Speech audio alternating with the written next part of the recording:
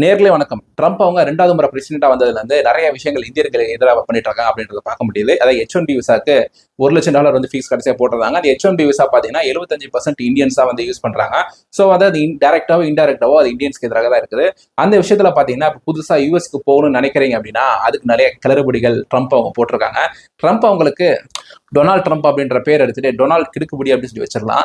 இது ஏன் சொல்றேன் அப்படின்னா டொனால்ட் ட்ரம்ப் அவங்க பார்த்தீங்கன்னா இப்போ இந்த H1B விசா அந்த டூரிஸ்ட் விசாக்கு பெரிய அளவு பிரச்சனை கிடையாது. டூரிஸ்ட் விசாக்கு ட்ரம்ப் அவங்களுக்கு முன்னாடி என்ன இருந்ததோ அதே மாதிரி தான் எப்பயும் அந்த நடைமுறைகள் ஃபாலோ பண்ணிட்டு வராங்க. இப்போ என்ன பண்ணியிருக்காங்க அப்படின்னா H1B விசாக்கு $7,000 $8,500 வரைக்கும் ஃபீஸ் இருந்தது. அதை $1,00,000 மாற்றிடுறாங்க. அதுக்கு என்ன சொல்றாங்க அப்படின்னா டேலண்ட் ப்ரொடெக்ஷன் ஃபீ அப்படின்னு சொல்லிட்டு இந்த $1,00,000 வந்து டேர்ம் பண்றாரு. இதுக்கப்புறம் என்ன பண்றாரு அப்படின்னா இதுக்கு முன்னாடி இந்த H1B விசாலாம் நம்ம யூஎஸ்க்கு போறோம் அப்படின்னா நம்ம வந்து மெடிக்கல் டெஸ்ட்ல வந்து கம்யூனிகபிள் டிசீஸ், அதாவது நம்ம வந்து இப்போ சளி இருக்கு அப்படின்னா நம்ம யாருக்கு முன்னாடி போய் தும்புறோம் அப்படின்னா அந்த சளி அப்படின்றது பரவும். அந்த மாதிரி கொரோனாவும் அதே மாதிரி டிசீஸ்.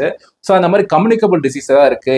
அந்த மாதிரி டிசீஸ் இருந்தா நம்மள வந்து விடமாட்டாங்க. நார்மலா டயபிட்டிஸ் அந்த மாதிரி விஷயங்கள்லாம் இருந்தா கூட நம்மள வந்து அலோவ் பண்ணிடுவாங்க. ஸோ இப்போ ட்ரம்ப் அவங்க போட்டிருக்க நடைமுறை என்ன இருக்கு அப்படின்னா இப்போ டயபிட்டிஸ், ஒபிசிட்டிலாம் வந்து பார்த்தீங்கன்னா BMI வந்து 30க்கு மேலே இருக்கக்கூடாதுதான்.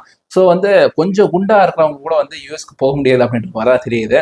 அதுக்கப்புறம் அவங்களுக்கு வந்து ஹார்ட் டிசீஸ் இருக்கக்கூடாதா, கிட்னி மற்றும் லிவர் டிசீஸ் வந்து எதாவது இருக்கா அப்படின்ற மாதிரி செக் பண்ணுவாங்க. ஸோ கிட்னி ஸ்டோன் இருந்தால் கூட ரிஜெக்ட் பண்ணுறதுக்கு வாய்ப்பு இருக்கு அப்படின்ற மாதிரி தெரியுது. அதுக்கப்புறம் ஆஸ்துமா அவங்களுக்கு இருக்கக்கூடாதா, கோவிட் இருக்கக்கூடாதுன்றது ஒரு நார்மல். கோவிட் இருக்கக்கூடாதுன்றது வந்து பார்த்தீங்கன்னா எந்த நாடு அந்த கோவிட்ன்றதுக்கு ரூல்ஸ் போட்டாலும் அது நம்ம ஏற்றுக்கலாம். ஏன்னா கோவிட்ன்றது ஒருத்தவங்க கோவிட் இருந்து கொரோனா இருந்து மற்ற ஒரு நாட்டுக்கு போனாங்க அப்படின்னா அது நிறைய பேர் பரவும் அப்படின்றது தெரியும். ஸோ அந்த கோவிடை வந்து நம்ம தள்ளி வச்சலாம். ஆஸ்தமா இருக்கக்கூடாதுன்றாங்க.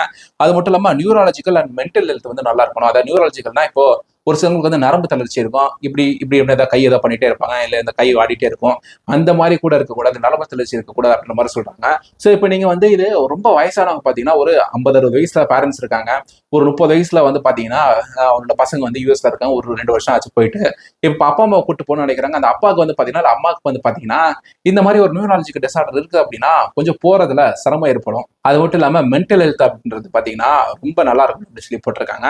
இதனால பாத்தீங்கன்னா மறைமுகமா நிறைய பேர் பாதிக்கப்படும் அப்படின்றது எல்லாம் பார்க்க வந்து தெரியுது. ஸோ இந்த BMI வந்து பார்க்க வந்து நிறைய பேர் வந்து இந்த கேட்டகரியில நம்ம தாண்டி ஆயிடுவோம். ஸோ வந்து இந்த BMI வந்து இதுக்கு முன்னாடி BMI அவ்வளவு பெருசா பார்க்கல. ஸோ வந்து இப்போ போட்டிருக்க ரூல்ஸ் படி பார்த்தோம் அப்படின்னா இது வரைக்கும் இருந்த நடைமுறை வந்து கம்யூனிகபிள் டிசீஸ் வந்து பரவுற டிசீஸ் தான் வந்து பெரிய அளவில் பார்த்துட்டு வந்திருந்தாங்க. ஸோ இப்போ போட்டிருக்க நடைமுறையினால நிறைய பேருக்கு நிறைய சிக்கல் வரப்போகுது. ஸோ இந்த மாதிரி டிசீஸ்லாம் வந்து செக் பண்ண வந்து இந்த மாதிரி ஹெல்த் கேர் செக்அப் பண்ண வந்து ஒரு டீட்டெயிலான ஹெல்த் கேர் செக்அப் பண்ணி கொடுக்கணும் அவங்க கிட்ட. ஸோ இந்த மாதிரி காரணங்களுக்காக ஸோ இப்போ இந்த மாதிரி டிசீஸ்லாம் இருக்கு அப்போ என்ன பண்றது அப்படின்னு சொல்லி டவுட் வரும். ஸோ அப்போ வந்து என்ன பண்ணுவாங்களா உங்ககிட்ட இப்போ நீங்க யூஎஸ்க்கு போயிட்டீங்க, யூஎஸ் போயின உடனே ஒரு நியூராலஜிக்கல் டிசீஸ் இருக்கு, மென்டல் ஹெல்த் டிசீஸ் இருக்கு, ஏதோ ஒரு டிசீஸ் இருக்கு உங்களுக்கு, இல்லை கிட்னி ஸ்டோன் இருக்கு, ஒபிசிட்டி இருக்கு. அந்த ஒபிசிட்டினால வந்து ஃபேட்டி லிவர் வரலாம், அந்த ஃபேட்டி லிவர்னால ப்ராப்ளங்கள் வரலாம். அந்த ப்ராப்ளங்களை வந்து சமாளிக்க உங்களுக்கு கொஞ்சம் காசு வேணும். யூஎஸ்க்கு போனா கூட அப்பாயின்மெண்ட்லாம் வாங்கி நீங்க டாக்டரை பார்க்கலாம்.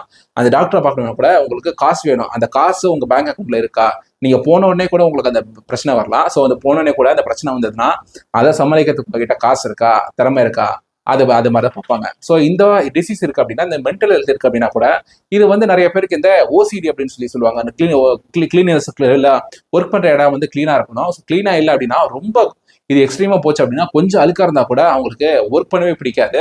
ஒர்க் பண்ணாம வீட்டுக்கு போயிடுவாங்க. அந்த மாதிரிலாம் வந்து பாத்தீங்கன்னா நிறைய விஷயங்கள் சொல்லிட்டே போகலாம். ஸோ இதனால உங்களால யூஎஸ்க்கு போனா இந்த மெடிக்கல் எக்ஸ்பென்சஸை சமாளிக்க முடியுமா, அது மட்டும் இல்லாம இந்த ஹெல்த் இஷ்யூஸோட நீங்க யூஎஸ்க்கு போனா நீங்க ஒர்க் பண்றதுக்கு போறீங்க அப்படின்னா அந்த ஒர்க்கை உங்களால ப்ராப்பரா பண்ண முடியுமா அப்படின்ற மாதிரி செக் பண்ணிட்டு தான் இதுக்கப்புறம் ஆஃபீஸர்ஸ் எல்லாம் விடுவாங்கன்னு சொல்லி சொல்றாங்க. ஸோ இதுக்கு முன்னாடி இந்த நடைமுறை கிடையாது. இதுக்கு முன்னாடி இந்த நடைமுறை அப்படின்றத பார்க்க வந்து இன்வெஸ்ட்மெண்ட் பண்ணிட்டு யூஎஸ்ல கிரீன் கார்டு வாங்கிட்டு போவாங்கல்ல, டைரக்டா கிரீன் கார்டு வாங்கிட்டு கூட போகலாம். ஆனா இன்வெஸ்ட்மெண்ட் பண்ணணும். ஸோ அப்படி போறவங்களுக்கு மட்டும் தான் இதுக்கு முன்னாடி வரைக்கும் அந்த டெஸ்ட் அப்படின்றது இருந்தது.